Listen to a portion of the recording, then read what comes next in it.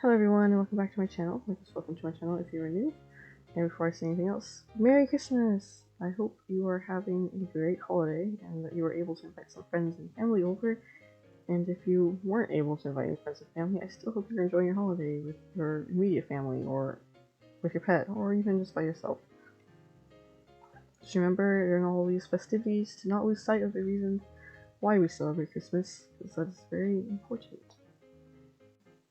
Now, I kind of apologize because Speedpaint is a little long, but yeah, and I probably won't be doing a full voiceover because I don't really have too much to say about this particular drawing. But anyway, yeah, for those of you who didn't recognize the characters right off the bat, the characters are Tanjiro and Nezuko from the anime/manga Kimetsu no Yaiba, or Demon Slayer. Because yes, I have actually watched the show now, since my last Demon Slayer related art, speaking. And yeah, I haven't watched the movie yet, but I have watched the show, and so yeah. And for this particular image, the pose was inspired by a old a Christmas ornament I had made last year, a little paper Christmas ornament, and it was of Natsu and Happy. And Natsu was holding Happy in a little gift box, and I had always loved how that turned out, and I thought it was cute. And so I kind of want to do something similar to that for this particular drawing. And so since I had just finished watching Demon Slayer recently at the time I drew this, which was way back in November, because I did it way ahead of time, I decided to do Tanjiro and Nezuko. And yeah, yes, I did do this way ahead of time because my December was kind of packed, so with some events going on with the church and just some other things in preparation for next year. And yeah, so I did this way ahead of time because I knew that box was going to be trouble, and I probably would have just a little bit of trouble with the posing and everything.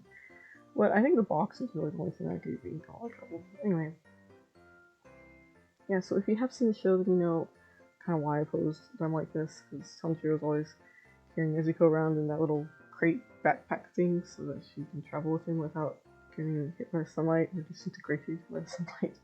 But yeah, it's a lot to explain, but if you watch the show, you know what I mean, and or read the manga, you know what I mean too. But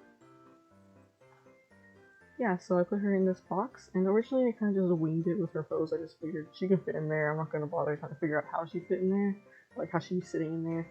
But later it ended up bugging me, and I ended up mapping out her form into the box, and yeah, I ended up scooting her over a little bit when I had drawn her over a little bit, and I did manage to get her to sit in the box, but it's logically kind of sort of squish her in there, but it's probably not very comfortable really. But hey, just pose for the picture, right? But anyway, yeah, so I made sure she can fit in there. Now she does look a little bit small in the picture, but I think she can shrink to fit in the box. I'm not sure if she can grow bigger, get bigger, but I know she can shrink down a little bit. So that's why she looks a little bit small here in the box, or compared to 20 anyway. But anyway, yeah, so for the costuming design and stuff, well, I just changed some little things, obviously Nezuko's holding a candy cane in her mouth instead of the normal bamboo gag thing she wears. Now, I think the gag thing is kind of just tied to her face. This is what it looks like. It looks like it's kind of just stuck to her face. But for the candy cane, I decided to probably be holding it in her mouth, actually biting it, so that's why I put a little tooth over it. But anyway, yeah, and I put little holly sprig things in her hair instead of the little tie she has. And for their sweaters, I guess calling them, I kind of just made the patterns on the spots. I kind of just made up a random Christmassy pattern, and I used their normal costume color palettes. I color picked from the references I have, which I mostly only got the references for Tanjiro's scar because there was no way I can remember that. Otherwise, I pretty much probably could have drawn that from memory, but just in case, yeah. So I kind of color picked from references and adjusted the colors a little bit, especially when on Nezuko, because the reference I have for her, she's kind of standing in shadow, so I had to lighten the colors a bit. Yeah, so I then just kind of made up a random Christmassy design, mostly some stripes and snowflakes. So, Tanjiro's sweater, I did keep the checkered pattern. He kind of has on his Hiyori thing, I think that's what it's called, or the coat thing. I know I probably butchered the pronunciation, but the coat thing he wears, I kept the checkered pattern on it. But yeah, sorry for if I butcher any pronunciations. I try. But anyway, yeah, I kind of just made the pattern from the spot, and the rest of the clothes I kind of just colored to match. And I gave Tanjiro the blue scarf because I think he wore a blue scarf thing when he was in a little. And like in the flashbacks, he's wearing one. I don't know. So it's kind of why I decided to make it blue anyway. Yeah, other than that, I mean, that's pretty much all that really went to the design. And the box did give me a bit of time, even with the colors. I was trying to get the colors to be like nice contrast and such, and to match the image overall, but yeah. So I eventually got it. You will see me playing around with the colors later on in this video.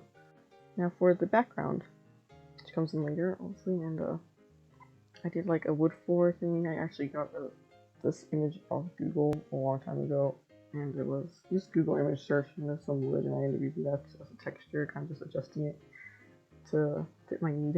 But it has to be like a wood floor and like a wall, and use a texture brush to kind of give the wall some texture.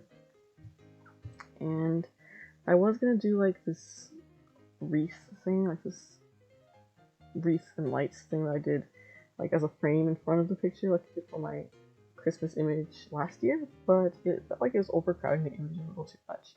So I ended up moving the wreath and lights behind the characters so I didn't frame the like entire image.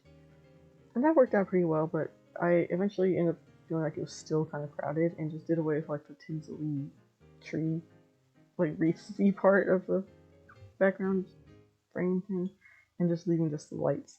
But I did do that off camera, so you'll see me go up to like the background where I have the wreath and the lights, but the finished image isn't gonna have the wreath part because I ended up doing away with that. But like the background was too plain without it, but it was too overcrowded with the wreath, so I just did the wreath and just the lights, and that worked out pretty well, I'd say anyway. But yeah, so that's all I really have to say about this. So yeah.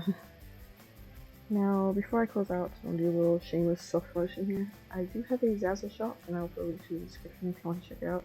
Basically has some of my original art that I've drawn, and I put it on some of the various items that Zazzle has available. So yeah, if you want to go check that out, and I'll put a link in the description. So yeah, shameless self-promotion out of the way. That's really it for now, guys.